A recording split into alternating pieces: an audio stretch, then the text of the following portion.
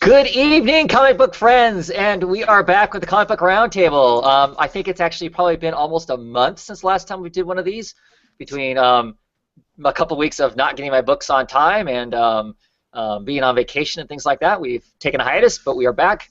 We're here to talk some comics, and I'm here with Devin Comics. How's it going, Devin? It's going pretty good. Awesome. And we have Jen, a comic book girl, here with us too. How's it going, Jen? It's going all right. Awesome. So we're going to talk some books. What do we want to talk first? What's just the thing we want to talk about first? That's just, oh my gosh, that's the thing we got to talk about. Anything in particular that just really excited about? So let's talk DC books. Let's talk DC books. Okay. Let's talk Swamp Thing. Alrighty. Did you get to Swamp Thing, Jen? Yeah, I did. So what did you think of this issue? We get to find out what the funky stuff coming out of the woman from India is coming out of her eyes and stuff. We get that figured out for us, right? Since the last issue left us with that weird shot of her being disgusting looking. Right. Yeah. I really enjoyed this issue. So we find out we find out there's the gray, which is the mold. So there's an avatar of the mold. That sounds awesome. To me, that it's cool, but it seems very obscure too. Does that mean there's like avatars for like everything? I mean, because if the red is all animals, and granted, I guess fungus is its own thing, but I don't know. It just seemed really. I mean, it's cool, but at the same time, it seemed very obscure, I guess. Yeah, I don't know. I guess I kind of thought of that stuff as plant life, but I mean, I guess it is actually different. Yeah, so. It's technically, scientifically not a plant. So right. I'm curious with this. Cool. I'm curious with this. The whole, they're taking his body and they're using it to kill off fields of the good plants, so they can sell more seeds. I mean, that was the whole point to this. These scientists. Is a corporation trying to do that. Are we going to see any more of that, or is that just kind of a throwaway plot? Because he's, now he's got his own body back. I mean, is that stuff going to matter, or was it just kind of? Well, I think it's going to matter. I mean, in that it's going to take some work to fix the Earth again, perhaps, because they really messed up the balance, perhaps, of the green. I don't know. And Aquaman, what was that? See, that frustrates me because I know there's a crossover, but I didn't bother to, I'm not getting that Aquaman. Are you getting Aquaman, Jen? Yeah, I'm getting Aquaman, but there's there wasn't anything to do with Swamp Thing, at least not yet. So. Right. Well, the closest I could think of is didn't, when he first came back, right? When he first came back as the Avatar. He over-oxygenated the Earth for a little bit to prove that he was a big badass. And I'm assuming that would be in the ocean too, with all the algae and whatnot. That's the only thing I could think of. So there must be some other plot though that's not part of that. But you'll have to let me know about Aquaman 31 because I didn't order it and wasn't planning on picking it up. So. I will. I'll let you know. I didn't know because there's like this completely different plot going on in Aquaman. So. Right. I know he's gonna team up with Wonder Woman coming up, so I don't know. But it was an enjoyable issue. I mean, this issue was enjoyable. It wasn't like ooh wow, but the nice thing was it really felt like Alex pretty quickly took charge. And that's one of the few complaints I'd have with this Soul run on the book is he seems to be a sucker all the time. And of course, I'm eternally interested in like what the Wolf is up to. We kind of get the impression that the Wolf is somehow in charge of this corporation.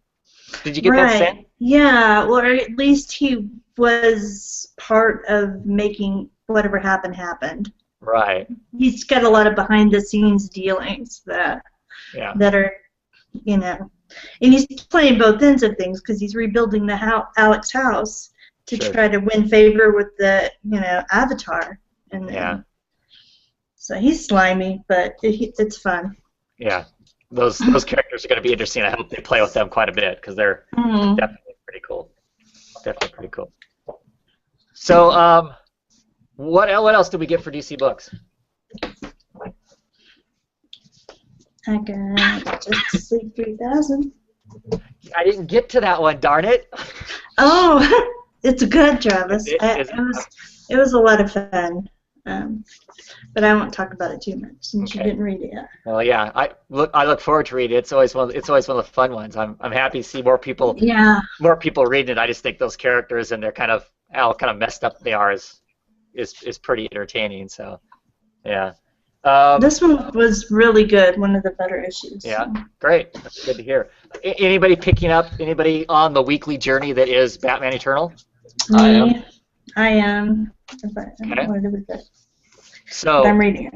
So Devin, what do we think of Batman? What have you thought of Batman Eternal up until this point? Because we haven't talked about Batman Eternal except for probably I think issue number 1, right? So.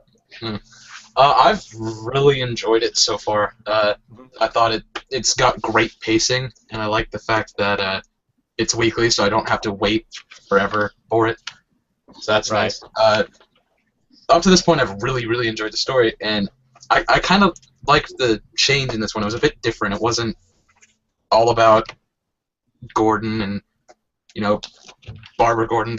What happened there? It was just like completely not talking about it. It was with Tim Drake, I think, Red Robin. Yeah. And he was just talking about what happened to the children, and I really enjoyed that. I thought that was an interesting place to go. So I liked it. Yeah. I'm still on it for now. Right. So we're seeing the other parts that are going on in our piece that's going on in Gotham at the same time that Batman and Gordon thing's going on. That we got Tim Drake, who happens to be one of my least favorite characters in the entire DC universe.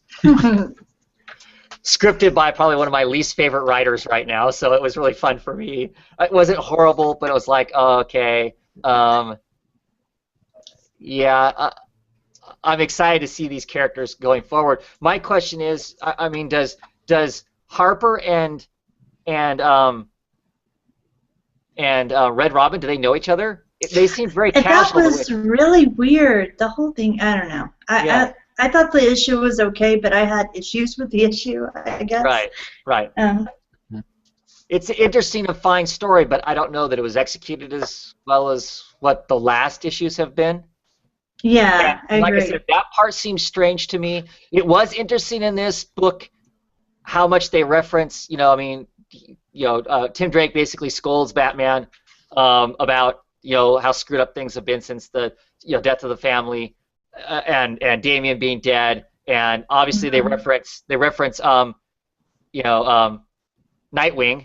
and because we haven't read those issues yet because of course they delayed Forever Evil like nobody's business, but that's driving me nuts. That's really bothering me that I'm reading in other books that he's dead and or whatever, right? Or whatever, and but I'm pretty sure in the Marguerite Bennett's book, Batgirl book, that she at least she thinks he's dead. So it's like, but that hasn't happened yet. So it's just like I feel like not like we didn't know it was going to happen anyway, I guess. So there's no real spoiler, but Well, but who knows why? Because we know Dick Grayson is dead. We know Dick Grayson is dead because he's coming out with his own book. But who knows? My question is who knows when Red Robin is referencing him in here? Does he know that Dick Grayson's still alive, or is Nightwing dead? I mean, is that his understanding, or is it just that they had to kind of fake his death or whatever they do? So. That's I think it's interesting and cool they put in here, but it's also screwy in comparison to the event book that we should already know about. Yeah. Another thing that bothers me is like the timeline, because there was a lot of stuff that was going on in Gotham and the Arkham Wars and all this kind of stuff, right? Uh-huh. But I have no idea what the time. I mean, it's just like it skips around so much, I guess. That I don't know. I wish the continuity was easier to understand. Yeah. I guess it doesn't really matter on the whole. I just want a good story, but. Right. And for me, I've pleasantly been surprised. Batman Eternal has been really fun to read, and even this issue wasn't like sudden train wreck. I could definitely tell that it changed who's in charge of what's going on, which is okay because they're telling us a different part of the story, which is great too. And I'm excited to start getting some of these other characters worked into it. I'm not excited about seeing Red Robin. I could care less about that character, like I said. But I'm excited to see more, Harper Row, get her in there and get her to be part of the thing and whatnot. So that whole part of it's pretty cool. To me, and I guess for anybody who's probably wondering what my problem is with him be smarter than there's any reason he should be that smart, that they almost bill him as being smarter and a better detective than Batman almost, and it irritates me to no end that Batman's supposed to be the master detective, and here's this kid going, being extra smarty pants. That's kind of what I guess so. I mean, that was still kind of in here because he was like, well, Batman missed this. You know what I mean? And and it's hard for me to think that Batman would miss something like that, Right. That kind of throws me out of the book. That the other points that he made were pretty valid, though. Oh, sure.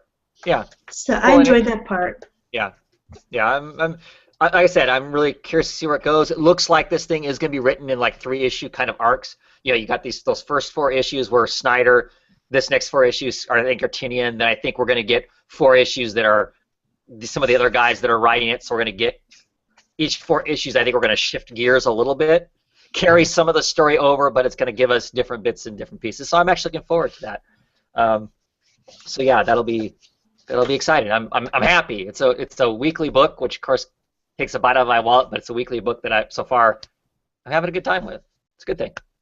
Yeah. Green Arrow. Anybody reading Green Arrow? No. Yep. So, Jen, what'd you think? This is the end of the Outsiders.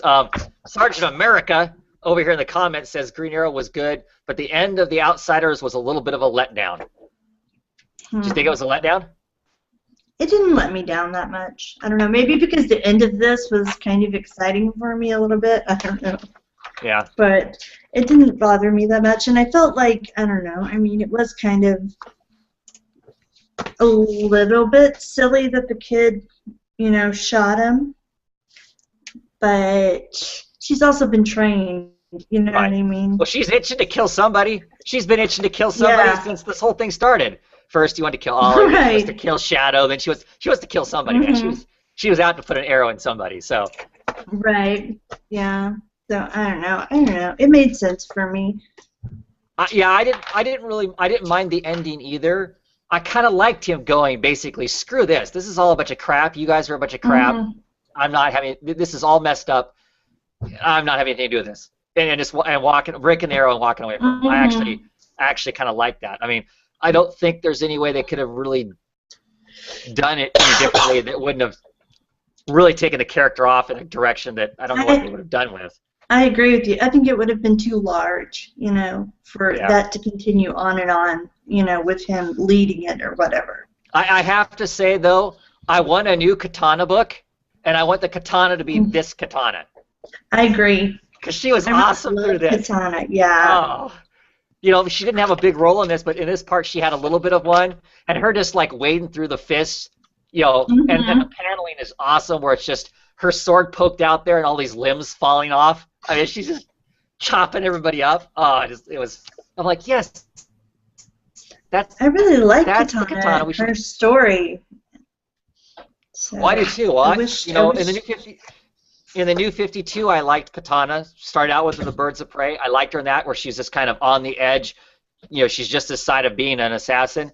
Well, heck, even in Justice League of America, when she was supposedly part of that team, they referenced her as being the second most lethalist assassin next to Deathstroke. I mean, that's, and then she gets her own title, and in her own title, she's this kind of goofy pussycat little kid that screws things up all the time. So, but the art in this continues to be absolutely fabulous. I mean, the Tarantino art is amazing. They really need to start putting the colorist.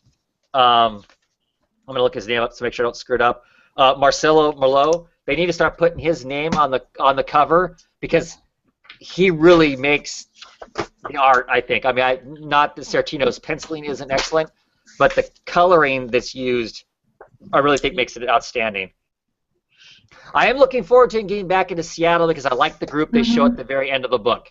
They brought Brick back in some sense. That's really cool. I'm curious to see what Killer Moth ends up looking like. I'm not familiar with Red Dart. That must be a new character. Yeah, I have no idea.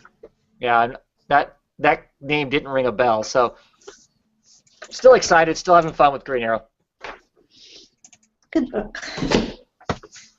Anybody read Detective? I did. I get that in trade. I love the cover. I don't know. I didn't hate it. I didn't hate the story, but it had its moments that just kind of frustrate me. You know, where Batman's out running through the forest in this large paneled work here, and I didn't like how we're being told what happened. I guess it doesn't feel detective-y. It just feels like the writers are giving us an easy way for them to move the story forward to where, you know, to give us the information in a condensed fashion, I guess. I don't know. I didn't hate it, but I'm not as excited by it as what I thought I was going to be. Some of the art looks really cool, and some of it doesn't look great to me, and it feels somewhat pedestrian, I guess. It's like, I'm not excited by this story. I am curious to know who the hell is at the very end of the book that's in, like, the radiation chamber or whatever. I'd like to know who that is. But I don't know that I was, like, I'm not really excited by the story. Like I said, the covers are cool, but got anything you want to say about it, Ken, besides? I don't know. I mean, nothing really stands out exciting, you know. Right. I'm just giving them a chance, you know, to kind of work their way into it. And see, now I never read The Flash. Did you read The Flash when they were on The Flash? I read some of it, like the tail end of their run. And I just kind of wondered if it takes them a little bit to get up to speed on and get the feel for the characters and how they want to do them, or what the case is. I don't know. I mean, because granted, Batman is a completely different character and a completely different tone, obviously, than the Flash is, and so maybe it's just taking them a little bit to get their feet underneath them. Like I said, there are moments that are interesting. I like, but I don't know. They feel fewer and far between than what I wanted. I don't know. And Bullock still fell off for me a lot. Yeah. And I had trouble with that. I had trouble with Bullock quite a bit. Him just really suddenly, him having this big hard-on to get Bruce Wayne. Yeah. Bruce Wayne. That seems like ground we've already covered, right? Doesn't it feel like? Yeah. Doesn't it feel like Bullock should be past just assuming that Bruce Wayne is a party animal? Okay, that's how I felt when I was reading it. I felt like we've been here before, kind of a thing. Right. But. Right. It's interesting that though that in this they did reference Gordon being in jail in this, so obviously Batman Eternal is current with this timeline anyway. Okay, yeah, that's true. I didn't. Because they did mention that. He mentions that Gordon's in that Gordon's in jail. Why Gordon's in jail? Blah blah blah. So, right. Yeah. Any other DC books read? I didn't get my other DC books read. I still have Earth 2 and of course Justice League 3000 to read as far as DC books I got this week. Anybody else read any others? I read You did get Earth 2 read?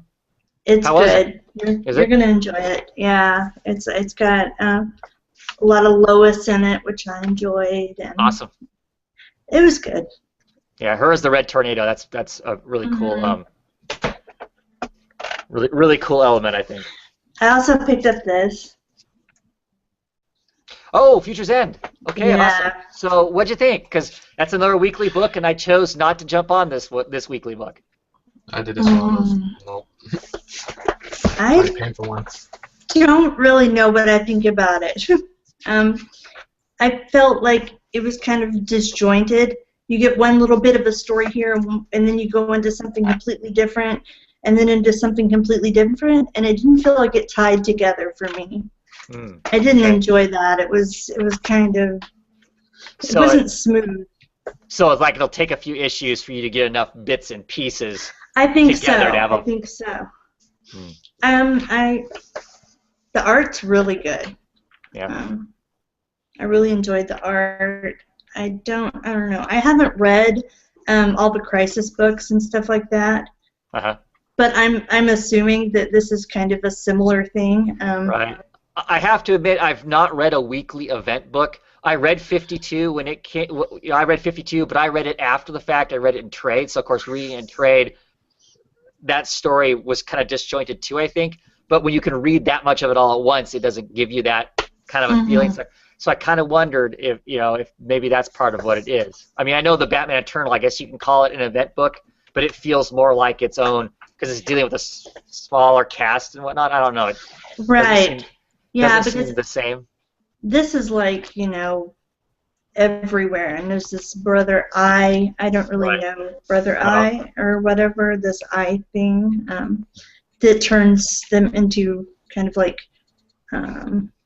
robotic bug type things. Yeah. I don't know. I haven't read enough to really know. But Batman Beyond, is like trying to fix the timeline kind of story, and I don't know how I feel about that. We'll have to see how it goes.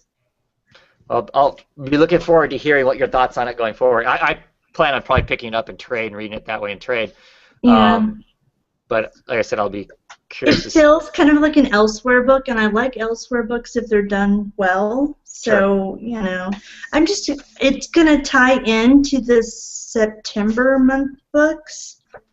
I'm guessing those 2D, 3D covers we're all excited to figure out. Forgot about that. Oh. No, please. So, I'm not excited at all. I haven't even looked at it. Yeah. No. You told me there was the pre-order for that, and I haven't gone back to look yet because I'm just afraid. Like, gosh. Oh. Exactly. It's just, I don't know. Yeah, that's gonna be interesting. That may be another month where I don't pick up any DC books. I don't know. I'm seriously considering it because I just don't know if I want to do that. I mean, I'm definitely not going to pick up every one of them like I did last year. Right. No. I guess the other thing that kept me from it is it felt like that's an event book, more of an event book. Like I said, like when Batman Eternal doesn't feel like the same kind of event book, and this whole Forever Evil thing has just killed me so bad in event books. I just don't ever.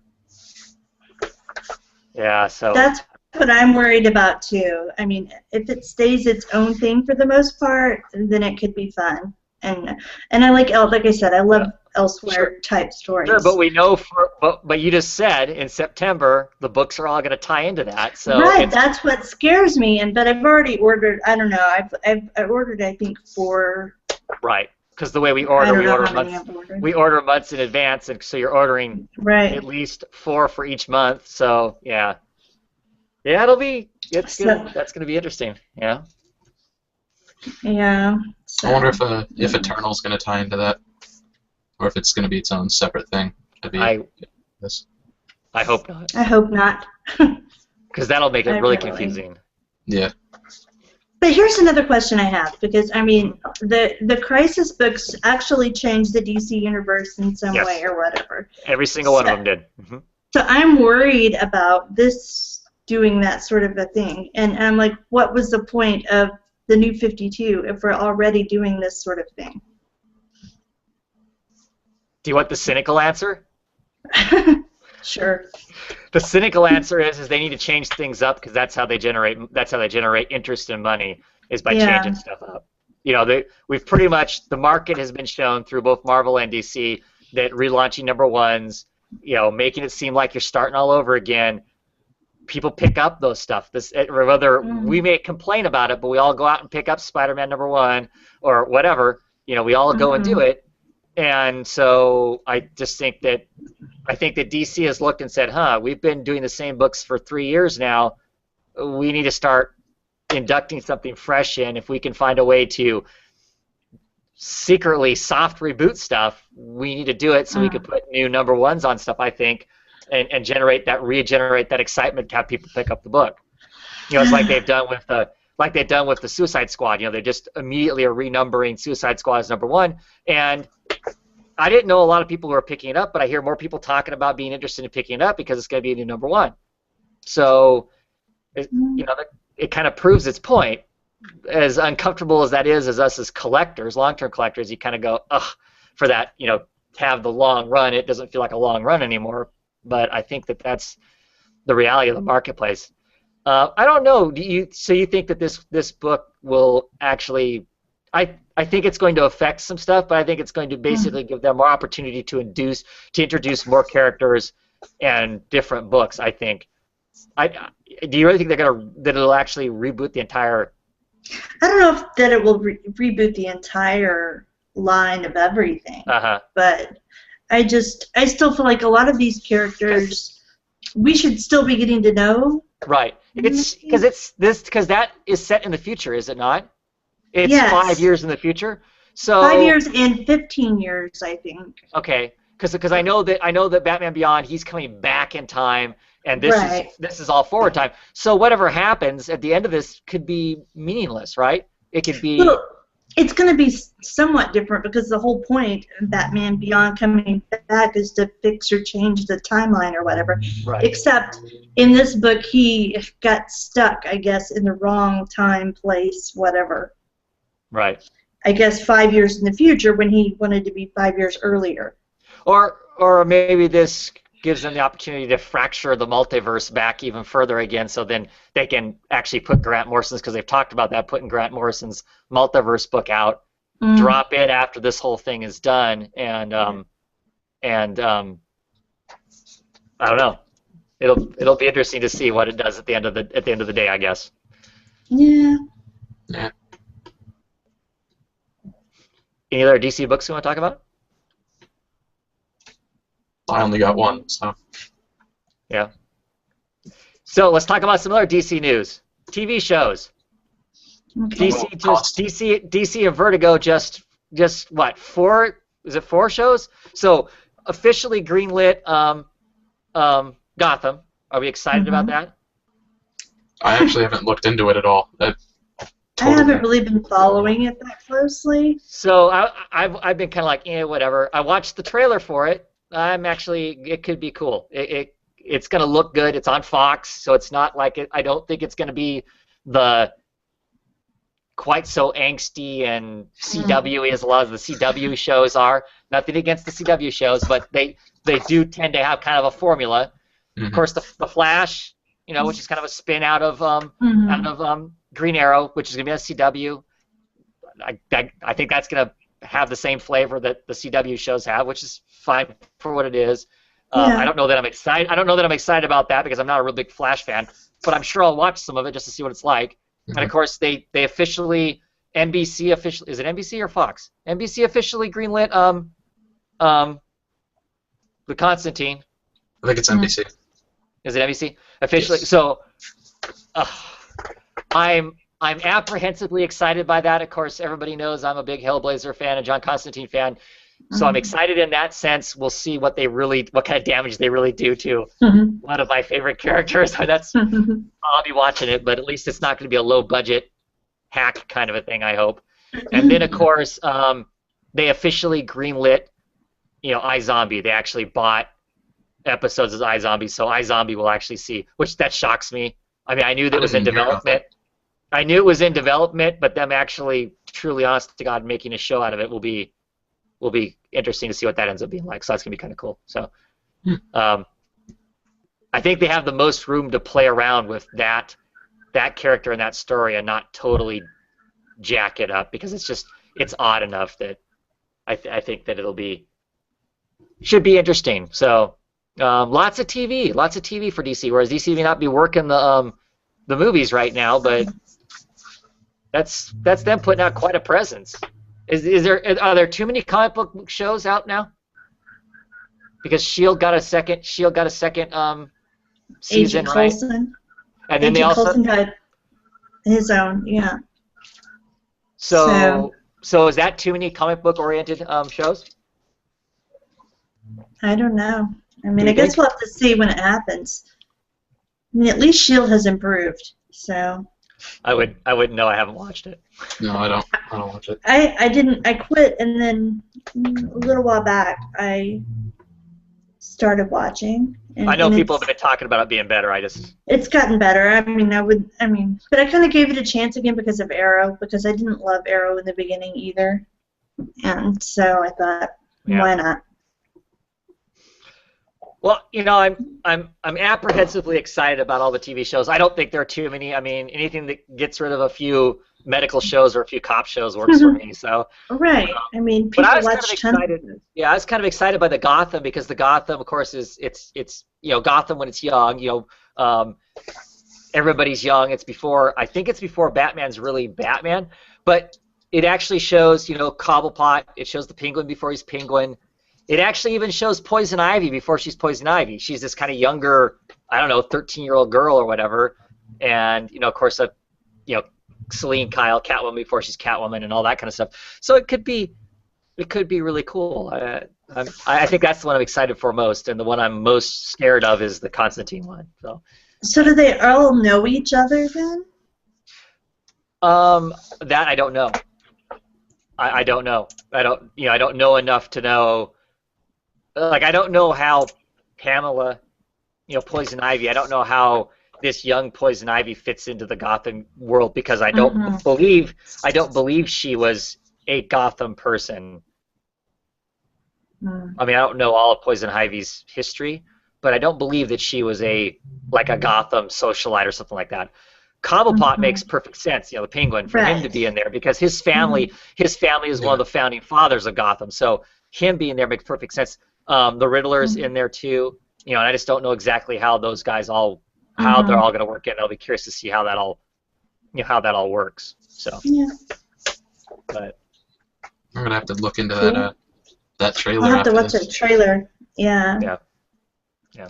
So, anyway, I don't know of any other DC news as far as stuff that's coming or whatever I should be excited we talk about beyond that. So let's move on to Marvel books. All right. Okay. Why don't we just jump on the Marvel book? I'm assuming we all picked up, right? We all picked up She-Hulk? Yes. So, what do we think of She-Hulk? I enjoyed it.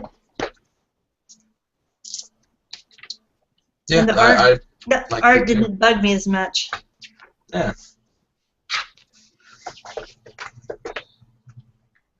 Yeah, why is that?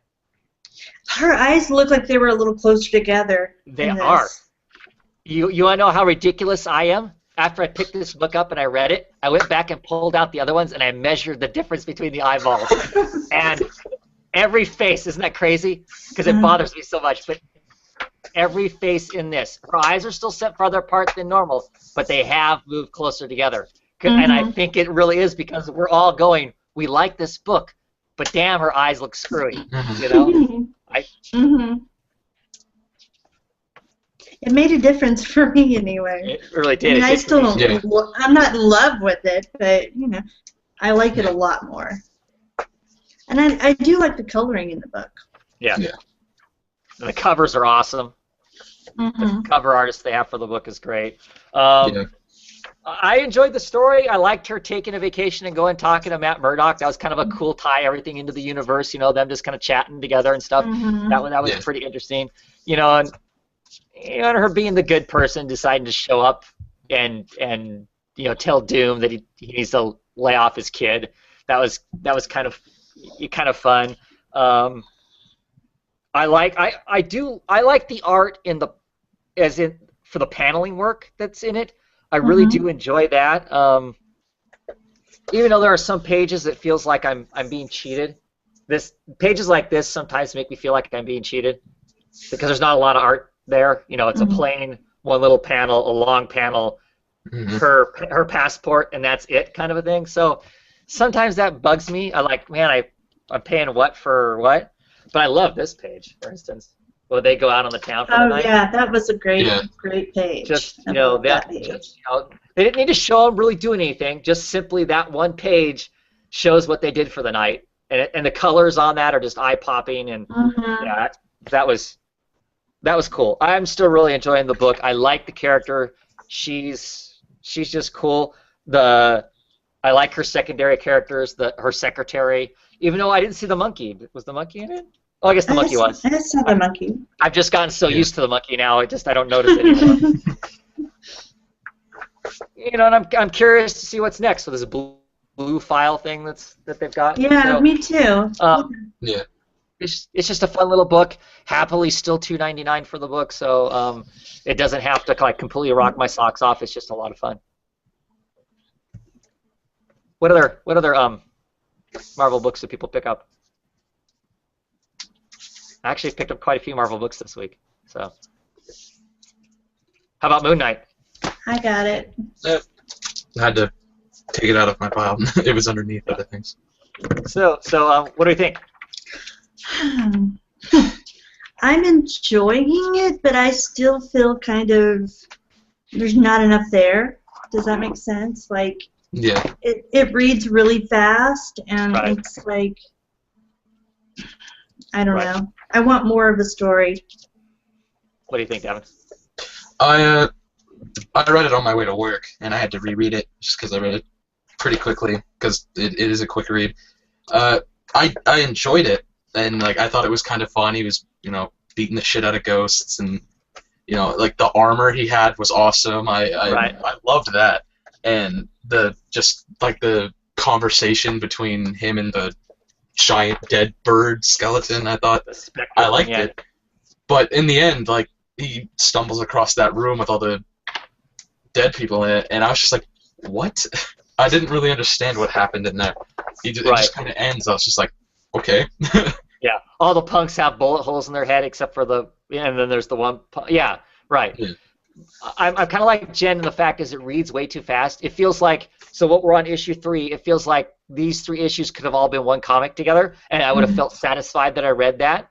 That being said, I still really love the art. I am really enjoying the story, what there is of it. I love the way they've decided to make the character. I think it's really cool. I understand that we're being shown the aspects, his different aspects, because he's got these different aspects. They don't explain that very well in the actual book, though. I mean, I get that's what they're trying to do, but I don't think it's actually explained very well to say, oh, look, we're showing you the different aspects of Moon Knight. That's kind of what they're doing.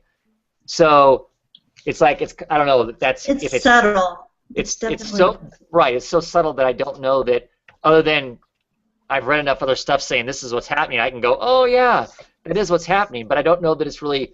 I don't know that it's explaining it well enough to us for us to understand that. But we're getting to see some neat stuff. I mean, where he's digging through his crypts, going, I don't even remember buying this stuff. I mean, that's that's kind of cool. There's some great paneling work in it and whatnot. I'm happy with all the scenes where it's him not talking. We don't have a whole bunch of words and stuff, but it does really make the book go by super fast. When he's having a fist fight with ghosts, it's cool looking, but man, it's done. Kind of a thing. Right. I mean, I love it where he steps out, starts to scold them, and then just kind of goes, screw it. You're not going to listen to me when he tries to punch that one ghost, and then they kick the crap out of him. I mean, that's cool. But, I mean, I love the idea of a whole bunch of punkers, ghost punkers walking through New York, beating people up. I can get behind that. I love, like I said, the way it looks, but, boy. Yeah, it's for a $4 book. You're not getting a lot of content. So I'm kind of torn. I'm really, really enjoying it, but part of me's thinking I should be getting it in trade, and I would love it in trade. I mean, because I'm paying basically half the price for it in trade, and would be loving it. I'm still waiting. The other part I'm still waiting for is we're getting shown these different aspects. I'm waiting to get past that to give us an actual story, because right now we haven't been given a story. The story is he goes home and there's this giant ghost skeleton bird thing that he's talking with, and what's that all going to mean? And that's the part of the story I'm waiting for us to get to. And I know we've probably got at least 1 or 2 more issues before we're even going to get into that. So I don't know. Well, I still love it enough. I'm going to keep getting it. I really enjoy it. It does frustrate me. Yeah. I would have a hard time recommending it to other people because of the lack of content versus the price tag. I guess this is where I'm at. I love it. I mean, I think it's a great take on Moon Knight. For that. That's great. Loki? I got Loki. Agent Asgard? I love Loki. Yeah. I'm still really, really loving this book. I love when he's playing the video game of the All Mothers. Yes. Yeah. I don't know. They're just so, and I like the girl. What's her name? I can't remember her name. Birdie. Birdie. Yes. Well, you can't lie to her. Yeah. She's a great character. He's a great character. I love it when the what's his face, Sigurd, the hero, the first hero of Asgard, is like hitting on her, and she's like, okay, this conversation's done. I mean, it's like, okay, you're creepy. He's talking in like the old English language or whatever. He's like, it works for Thor. What's up? Right. It's just like, oh, once he starts hitting, I want your digits. And he's like, oh, we're done. We're just not talking anymore. I think it's interesting that because you can't lie to her, you can't be invisible to her either. That's interesting. Just how far you can't lie to me power works. That was really cool. Yeah. Yeah. And I love the reveal at the end of this as far as what Loki's up to. He's got this bigger kind of conniving plan going. That was so awesome. That was really... And the way Thor looked in that panel. Oh, I love Thor sitting around in a t-shirt. I mean, he looks like a dude. He just looks like some, I don't know, surfer, muscular. Yeah, dude, that was so great. With his AHA shirt and stuff. Yeah. Yeah. I love how he tricks. I love Loki when he tricks Mephisto. Yes, that was great. And then Mephisto's kind of like, I know who you really are. I mean, we reference back to the stuff that happened in Young Avengers, which I thought was cool. This Loki kind of killed, Kid Loki, and nobody knows that really. So that was kind of It's a good book. It's an enjoyable book. I'm happy to say that Loki still has some of that charm that he had when he was Kid Loki in the Avengers book. They do a good job of referencing back about. I mean, even his love of breakfast meats. Right. Brought up. So. Right. Yeah. So it's happy. Yeah, that's another one of those books that's just kind of a fun read. It's not so depthy or serious or catastrophic, but just fun to read. So what else do we get from Marvel books? That's it for me. I know that I'm generally alone with this, but I got the next issue of Punisher. Okay, talk to me about Punisher, because now I want to know, is he wearing a helmet or a mask or something? Yeah, it's like a baklava or whatever it's called. Ski mask. Oh, so it's a hockey mask, huh? Okay. Yeah. So when did he start doing that? It was shown off like in the first couple. Like I want to say like issue 3 is when he used it in a fight to like disguise himself. But he's had it a couple times since the first issue. Oh, okay. And I actually liked this issue more than I liked the previous one, and I was complaining about the previous one, and I'm a bit happier with this one. Good. Because he's in Los Angeles, I think it is, and he's just doing whatever, and the Del Sol cartel that he's dealing with are going around and planting chemical weapons in certain parts of Los Angeles, and like they're leaving to go and they're gonna blow up Los Angeles or something like that, and it's actually progressing a story, and it's like, yes, I know what they're doing now, and Frank finds the leader of the cartel and is talking to him, kind of like he's killing his guards and whatnot, and then Elektra shows up, and I'm assuming the next issue is the final issue of that arc, because he's there, Elektra's there with the intent to kill him, and Frank's there with the intent to kill him, or whatever he's gonna do to Elektra. So I'm pretty sure next issue's the final part of the issue, and it's actually catching my attention, and I want to read it. Great. So. Yeah, I picked up the first issue of that. That's one of those books I'm probably gonna snatch up. I'll snatch up and trade. I think when it comes out, because I am interested. I did kind of like the first issue. It just wasn't enough to hang me on for singles, but good. I'm glad it's picking up because it sounded to me like there was a little bit of in there from a few people, and so it's cool. I saw a few people online talking about it, made me pretty excited about it also. The only other Marvel book I picked up was issue 2 of Iron Fist. And I have ordered it. I don't hear many good things about that. Yeah, I liked the first issue. The first issue was kind of fun. It had some kind of amusing parts and whatnot. I like this one very little. I would like it as an animated TV show. It would be awesome. Because that's how it feels to me. The way it reads, the dialogue and stuff, it feels like some sort of a Western manga kind of a thing. You know, it's got robotic, ninjas in it. The art is, I don't know how to describe it. It was okay. I'm not excited by it. I know when I do my next comic book order. Matter of fact, I'm probably going to go back in and edit my comic book order that I'm doing right now for this month, and I'll probably take this off my poll because it's just not quite where I want it to be. I like the character, but I'm having a hard time taking it serious.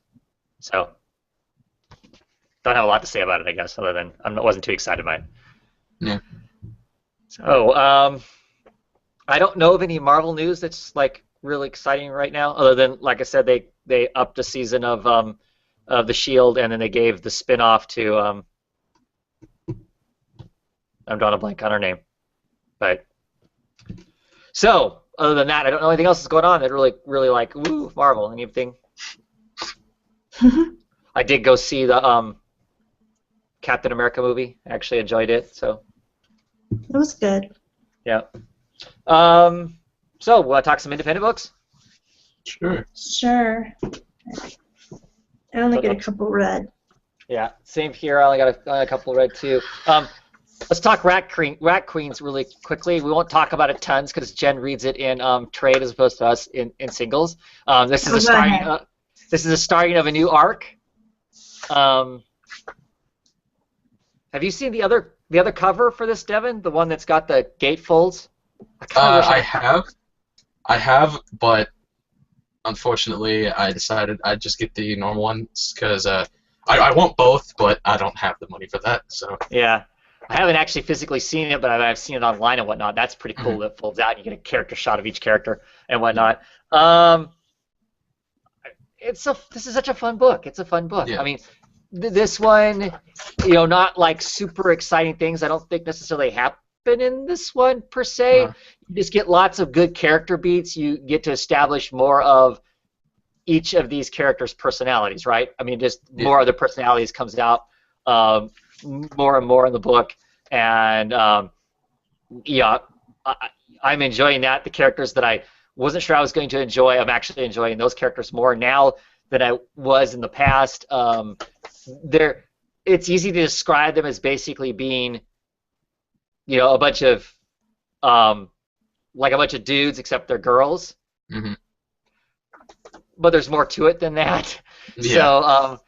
So that's what makes it great. You got this, basic concept. They're these rough and tumbling women, but obviously in this one alone, you get to find out that there's, as much as they like to act like badasses and whatnot, they do actually have honest to God feelings and stuff. And it's great how they touch on it in a perfect way that seems natural and normal way for people to do that in the situations that they're in and stuff. So, Rat Queens, everybody should be picking it up. Yeah. In one form or another. I like the trade enough, and they had a break, so that gave me the opportunity to order it in singles. That's why I decided I would start picking it up in singles after the trade. So. Yeah. I'm really looking forward to seeing where this goes, because that final panel, I was just like, oh, well, that's terrifying. Well, it's funny, that final panel, I kept, because of course I don't get my books until Friday. Comics came out on Wednesday. Everybody's talking about this final panel, and it's like, oh, that final panel wrecked me and whatnot. And I'm thinking all this scandalous kind of stuff, what horrific thing could it possibly be, because, these ladies are a bit nasty. You know, Yeah. so I'm thinking it's going to be some horrific, I don't know what kind of a deal, because of course the last issue ended with them basically having this giant party, and I'm thinking, you know, what's the ramifications of this giant party? And yeah, that last panel is creepy and scary, but I guess it's not what I thought it was going to be. So it wasn't nearly as shocking as what I was expecting. Some scandalous kind of saga, full spread, you know, something gross. It was gross, but it was a different kind of gross than what I was expecting, I guess. So. Yeah. But yeah, there's plenty. You know, the thing is, there's lots of humor in the book. There's just funny parts. They're fighting these mushroom people as they're hacking the mushroom people apart. Of course, Betty, who's like into mushrooms big time, is like literally eating them as they're chopping them up. And one of the other characters is like, okay, they're mushrooms, but they're people. They're people mushrooms. And she's like, with her mouth full of mushrooms, she's like, yeah, but they're not using the parts anymore. It's like, oh, but they're people. Don't you understand? Oh, yeah, it's awesome. Yeah. Fun stuff. Great book. I'm looking forward to them putting out. They're selling Rat Queen T-shirts and whatnot. I'm looking forward to them selling some that, because I don't think right now they're actually making any that are that would fit me. So I'm looking forward to that happening, because I would happily wear a Rat Queen shirt. Dude, I want an Orc Dave shirt. Do you? Yeah. I personally, I just want Violet giving the finger. I just want. Yeah. That's Violet. Yeah. That's my favorite character. I like her. She's just vulgar enough that. But yeah. So, great book. What other indie books did people read? I got one more, but I'm pretty sure. The Wake? You want to talk The Wake? Let's talk The Wake. Oh. Okay. Well, it didn't go in the direction I thought it would. I haven't heard many good things about this second arc of The Wake. Well, it's just really, it's so different. It's so different. It's a completely different comic book. Other than it has humans and Merv people in it, it's a completely different book. And this book isn't the same kind of cool that the last book was. The last book had so much ambiance. It had so much the feel of being underwater in this kind of crushing, scary alien, the thing kind of a feel to it. And this is just kind of set in some future that feels kind of like Waterworld in some sense, but it has these Merv things in it. Is the problem. There's some interesting things happen in this, but it still feels really dry, doesn't it? I don't see where it's going, I guess. Well, I think what's going to happen here is at the end of it, the pirates, or whatever you want to call them, they're going to scoop her up and they're going to run from this crazy governess, and they're going to go and try and find this signal. I mean, I still think there's going to be a key to something as far as that. There's some interesting things in this. I mean, the captain commented on the fact that, look, there's obviously more to the Mer people than what everybody's writing them off as. There seems to be some sort of a bond between the Mer people and us ocean adventurers, that they don't just come after us and kill all of us because there's something there. There's some kindred in some sense. That's all kind of interesting, but this just doesn't capture all the kind of interesting lore and all the other little pieces that the last thing did. It just feels like too different. And there were things like ancient things, and it looked like Mars, remember? And right. And where is that I'm wondering stuff at where now? Exactly. Like, what was the point of that if it wasn't? Right. I don't know. I'm trying to tie it all together, and it does not. I'm just thinking. Okay, it's Scott Snyder. I know that he does a pretty good job when you get down to the last books of him, then whipping it all into shape. It just in the first, whatever, 5 or 6 issues it was, 5 issues. It didn't feel like we floundered at all. Every issue just built on top of the last issue. It just became more and more intense, more and more intense, more and more intense. And this one's not that way. This one just seems very straightforward and just kind of going somewhere that we don't know where that is. And you're right. that's the biggest frustration for me is in those first 5 issues we had all these kind of weird cryptic things. We showed these ancient times. We showed these prehistoric guys staying out in the Sahara with a laser cannon. What was that about? Mm-hmm. We had those shots of Mars. You're right, and they specifically tell us it's Mars. This is the planet Mars. Well, why are they showing us the planet Mars? All this stuff. So we got what? This is issue 8. So we got 2 issues to get this thing all together. So yeah, I don't know. I'm still liking it, but I'm not excited by it like those first 5 issues. Those first 5 issues were mind blowing. Those would be some of the books I would name as books of the year for last year. So. Mm-hmm. And the art's really good. Yeah. It's not the same feel as the last book, but it's still. Right. I love his art. So. Right. I'm curious to see if the book gets delayed now, because Murphy, the artist, crashed his mountain bike and broke his clavicle on his drawing arm. So. Oh wow. So I don't know how that's working for him. And I think he's still. And he was just on Twitter a couple days ago talking about the script for the final issue. So I don't know, with a broken collarbone and whatnot, how much that's going to affect how much he draws with his whole arm and how much he draws with his wrist. Could be really interesting. So I don't know. Be curious to find out what that ends up being. So. So what other book did you pick up, Davin? Oh, I'm pretty sure like 2 people on the entire planet got it, because I saw it in one other video. But I picked up Black Dynamite issue 2. I don't have much to say about it. If you're a fan of the movie, which was pretty terrible, and the TV show, which is almost equally as terrible, but it's really funny. And the TV show and the movie are really funny. This just kind of builds on it. It's okay. I had to go back and reread the first issue, and yeah, it's all right. I can't really recommend it to anyone if you haven't seen the TV show or the movie. So go watch the TV show or the movie, and if you got a kick out of it, then you enjoy the comic. Probably. Like I like it more than I probably should because of the fact that I enjoy the TV show. Okay. Okay, fair enough.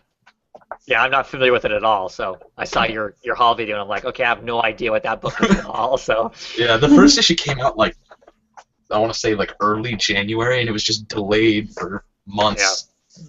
And this just popped up in my folder, so I was like, well, no, all right. What company puts that out? IDW. IDW? Okay. Cool. The only other indie book that I got to, I have a couple others, was Nailbiter. I was kind of on the fence. Isn't that a wonderful cover? Oh, the guy chewing his fingers off.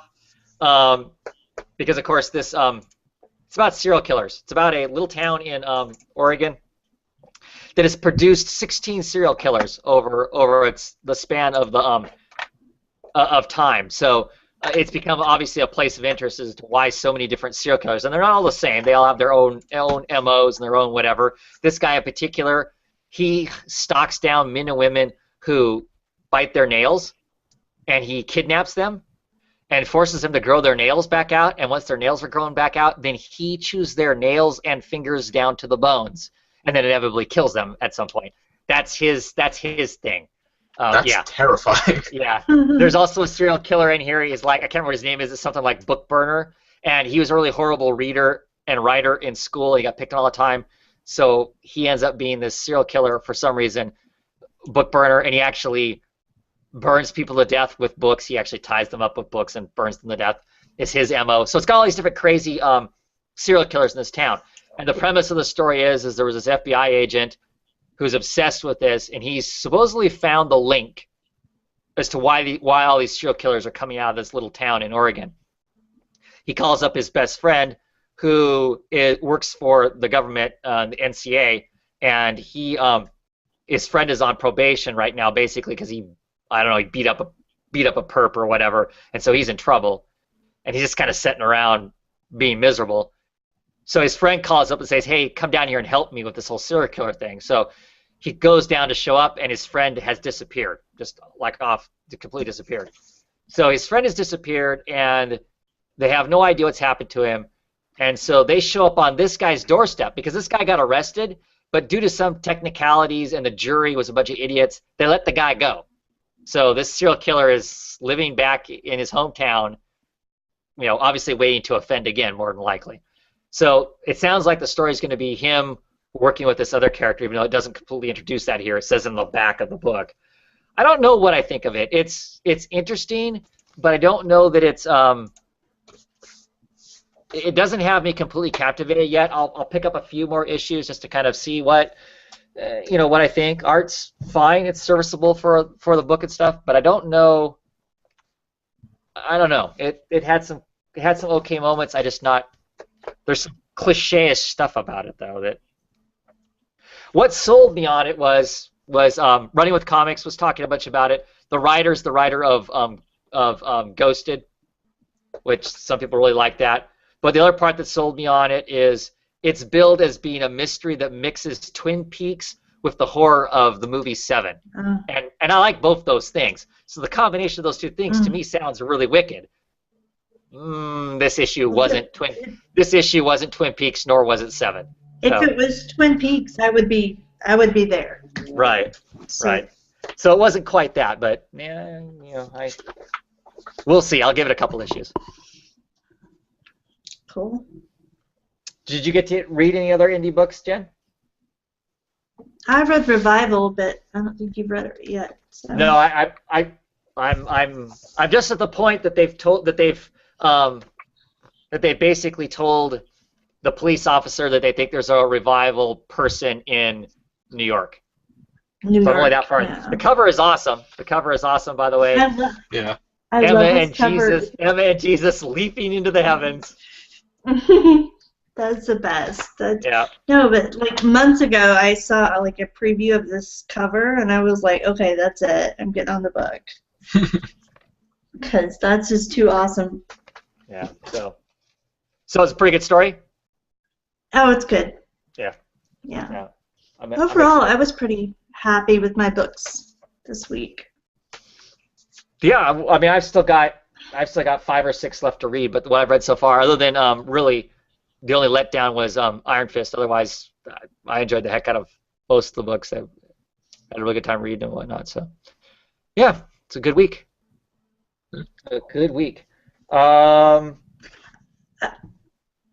Travis. Yes. Did you guys see the bombshell covers for the DC comics coming out? Yeah, I have. Why didn't I order those? Well, see, that's what irritates me. I feel so. Right, you know, me and you, at least us, we don't have comic book stores really. We order all of our books through Discount Comic Book Service, and of course, you couldn't see what the covers looked like in advance, so I didn't order bombshell covers because I didn't know what I was getting into. But yeah, some of those are pretty awesome looking, aren't they? And I still don't know if we've seen them all. Yeah, I don't know. I saw like 12 of them, I think. Yeah. I've only seen like 2 or 3, but they looked awesome. The Batwoman ones. Bleeding Cool has like 12 or 15. If you go to Bleeding Cool, they have quite a few of them. Yeah. I'll have to check them out because those are pretty cool. It's like, oh man, yeah. Generally, I'm not into variant covers. I like the standard covers most of the time, but yeah, it's one of those kind of things. I almost hope they put that art out in just as art itself. Me too. Because those would be pretty cool. You know, posters or mini posters or whatever. That would be awesome to hang on walls, or maybe they'll make shirts out of them or something. But those were cool. Those were some cool things. And yes, I'm kicking myself now for not having ordered them. It's like, oh, I don't know what that's going to be. So. Yeah, I didn't know what to expect. I mean, I didn't really have any history with bombshell stuff, so I was like, yeah. I didn't know what to expect, so I didn't. Right, played it safe and got the standard. But yeah. Sure. Gonna peruse comments real quick here. Mostly hellos.